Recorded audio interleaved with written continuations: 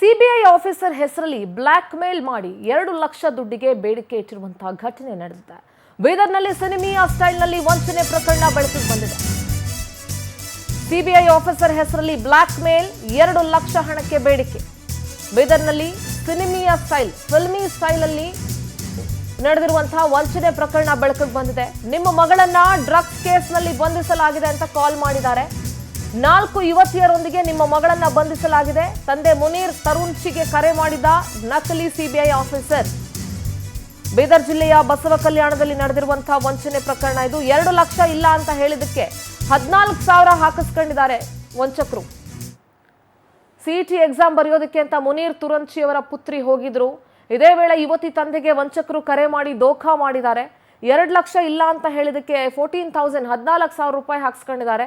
Police ಸ್ಟೇಷನ್ಗೆ ಹೋದ್ಮೇಲೆ ಇದು ಫ್ರಾಡ್ ಅನ್ನೋದು ಗೊತ್ತಾಗಿದೆ. ನಂತರ ಎಕ್ಸಾಮ್ ಸೆಂಟರ್ಗೆ ದೌಡಾಯಿಸಿ ಪುತ್ರಿಯನ್ನ ನೋಡಿ ತಂದೆ ನಿಟ್ಟುಸಿರು ಬಿಟ್ಟಿದ್ದಾರೆ. ನೋಡಿ, ಅವ್ರು ಇರ್ತಾರೆ, ಇಂಥ ನೀಚರು, ಇಂಥ ಖದೀಮ್ರು, ಸೋಂಬೇರಿಗಳು, ಹುಟ್ಟು ಸೋಂಬೇರಿಗಳು, ಕೈಲಾಗದೆ ಇರೋರು, ದುಡಿಯೋಕ್ಕಾಗದೆ ಇರೋರು, ಎಲ್ಲೋ ಕುತ್ಕೊಂಡು ನಂಬರ್ ತಗೊಂಡು ಫೋನ್ ಮಾಡಿ ಈಸಿಯಾಗಿ ದುಡ್ಡು ಮಾಡ್ಕೊಂಡು 1 ವಾರ ಕುಡ್ಕೊಂಡು ತಿನ್ಕೊಂಡು ಬೀದಿ ಸುತ್ಕೊಂಡಿರೋ ಅಂಥವ್ರು ಇರ್ತಾರೆ. ಸೊ ಹಾಗಾಗಿ ಇಂಥ ಕರೆಗಳು ಬಂದಾಗ ನಿಮ್ಮ ಹತ್ರದ ಪೊಲೀಸ್ ಸ್ಟೇಷನ್ಗೆ ಹೋಗಿ ಫಸ್ಟ್ ವೆರಿಫೈ ಮಾಡಿ.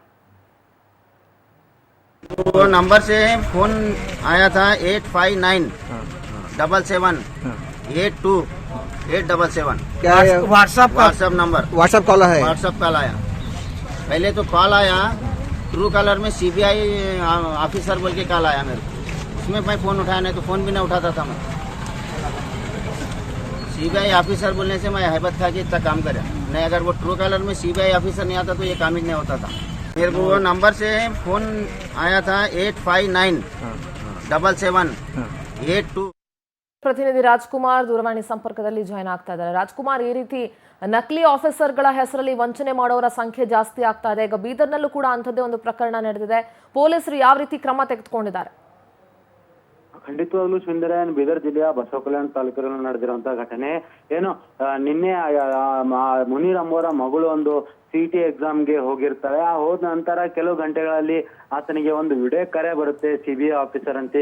ಮೊದಲಿಗೆ ಅವರು ಫೋನ್ ಎತ್ತಲ್ಲ, ಆಮೇಲೆ ಟ್ರೂ ಕಲರ್ಲಿ ಸಿಬಿಐ ಆಫೀಸರ್ ಅಂತೆ ಬಿದ್ದಾಗ ಅವರು ಕಾಲ್ ಅನ್ನು ರಿಸೀವ್ ಮಾಡ್ತಾರೆ. ರಿಸೀವ್ ಮಾಡಿದ ತಕ್ಷಣ ಅವರು ನಿನ್ನ ಮಗಳಿಗೆ 4 ಜನ ಜೊತೆ ಅರೆಸ್ಟ್ ಮಾಡಿದೀವಿ ಡ್ರಗ್ಸ್ ಕೇಸಲ್ಲಿ ಅಂತ ಒಂದು ಹೇಳ್ತಾರಂತೆ. ಹಾಗಾಗಿ ಆತ ತಂದೆ ಭಯಭೀತ ಆಗ್ತಾನೆ. ಯಾಕೆ ಸರ್ ಅಂತಂದಾಗ ಅವನು 2 ಲಕ್ಷ ಡಿಮ್ಯಾಂಡ್ ಕೂಡ ಇಡ್ತಾನೆ. ಹಾಗಾಗಿ ನನ್ನ ಹತ್ರ 2 ಲಕ್ಷ ದುಡ್ಡಿಲ್ಲ, ನನ್ನ ಹತ್ರ ಅಷ್ಟೊಂದು ದುಡ್ಡಿಲ್ಲ ಸರ್, ಹಂಗೆ ಹಿಂಗ ಮಾತಾಡಿದಾಗ ಇವಾಗ ಎಷ್ಟಿದೆಯಪ್ಪ ಅಂತ ಕೇಳಿದಾಗ 14,000 ಅವ್ರ ಹತ್ರ ಅಕೌಂಟ್ ಅಲ್ಲಿ ದುಡ್ಡು ಇರ್ತಿತ್ತು. ಆ 14,000 ಅವರಿಗೆ ಬ್ಲಾಕ್ ಮೇಲ್ ಮಾಡಿ ಹಾಕ್ಸ್ಕೊಂಡು ಒಂದು ತಿರ್ಗಾ ಇನ್ನೂ 2 ಸಲ ಕಾಲ್ ಮಾಡಿದಾರಂತೆ. ನೀವು ನನಗೆ ಇನ್ನೂ ದುಡ್ಡು ಬಾಕಿ ಬೇಗ ಹಾಕಿಲ್ಲ ಅಂದ್ರೆ ನನ್ನ ಮಗಳಿಗೆ ನಾವು ಜೈಲಿಗೆ ಬಿಡ್ತೀವಿ ಅಂತ ಕೂಡ ಅವರಿಗೆ ಒಂದು ಬೆದರಿಕೆ ಕೊಟ್ಟಿದ್ದಾರಂತೆ. ಅದಾದ ನಂತರ ಅವರು ಅಲ್ಲಿಂದ ಒಂದು ಸ್ಥಳೀಯ ಬಸವ ಕಲ್ಯಾಣ ಪೊಲೀಸ್ ಸ್ಟೇಷನ್ಗೆ ಒಂದು ಹೋಗಿ ವಿಚಾರಣೆ ಮಾಡಿದಾಗ ಅದು ಫೇಕ್ ನಂಬರ್ ಅಂತ ಗೊತ್ತಿರುತ್ತೆ.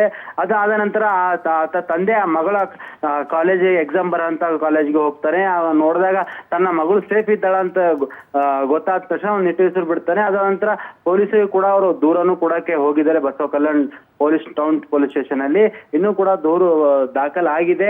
ಪೊಲೀಸರು ಯಾವ ರೀತಿ ಕ್ರಮ ತಗೋತಾರಂತ ಕಾದು ನೋಡ್ಬೇಕು ಸಿಂಧೂರ. ಓಕೆ, ಥ್ಯಾಂಕ್ ಯು ರಾಜ್ಕುಮಾರ್ ನಿಮ್ಮೆಲ್ಲ ಮಾಹಿತಿಗಾಗಿ. ನೋಡಿ, ಸಿಬಿಐ ಆಫೀಸರ್ ಹೆಸರಲ್ಲಿ ಯಾವ ರೀತಿ ದೋಖಾ ಮಾಡಿದ್ದಾರೆ ಅಂತ ಹೇಳಿ. ಈ ತರ ಅದೇ ಹೇಳದ್ನಲ್ಲ, ಸೋಂಬೇರಿಗಳು, ದುಡಿಯಕ್ಕಾಗದೇ ಇರೋರು, ಕೈಲಾಗದೇ ಇರೋರು, ಕುತ್ಕೊಂಡು ಯಾರ್ದೋ ದುಡ್ಡಲ್ಲಿ ಜೀವನ ಮಾಡಬೇಕು ಅಂತ ಈ ರೀತಿ ಕುತ್ಕೊಂಡು ಒಂದು ಮೊಬೈಲ್, ಇವತ್ತೇನು ಯಾರಿಗೆ ಬೇಕಾದ್ರೂ ಮೊಬೈಲ್ ಇರುತ್ತೆ, ಒಂದು ಸಿಮ್ಗಳು ಚೇಂಜ್ ಮಾಡ್ಕೊಳ್ತಾರೆ, ಈಸಿಯಾಗಿ ಸಿಮ್ ಸಿಗುತ್ತೆ, ಕಾಲ್ ಮಾಡ್ಕೊಂಡು ಮಜಾ ತಗೊಂಡು ಒಂದಷ್ಟು ದುಡ್ಡು ಹಾಕಿಸ್ಕೊಂಡು 1 ವಾರ ಕುಡ್ಕೊಂಡು ತಿನ್ಕೊಂಡು ಶೋಕಿ ಮಾಡ್ಕೊಂಡು ಕಾಲ ಕಳೀತಾರೆ. ಸೊ ಹಾಗಾಗಿ ಯಾವುದೇ ಈ ಥರ ಕಾಲ್ ಬಂದರೆ ಮೊದಲು ನಿಮ್ಮ ಹತ್ರದ ಪೊಲೀಸ್ ಸ್ಟೇಷನ್ಗೆ ಹೋಗಿ ಫಸ್ಟ್ ಕ್ಲಾರಿಫಿಕೇಶನ್ ತಗೊಳ್ಳಿ. ಯಾರು ಏನು ಎತ್ತ ಅಂತ ಪೊಲೀಸರಿಗೆ ತಿಳಿಸಿ. ಏಕಾಏಕಿ ಇರುವಂಥ ಮೂರ್ಖ ಸಾರ್ಕಾಸ್ ದುಡ್ಡನ್ನು ಹಾಕ್ಬಿಟ್ಟು ಖಾಲಿ ಕೈಯಲ್ಲಿ ಕೂತ್ಕೋಬೇಡಿ.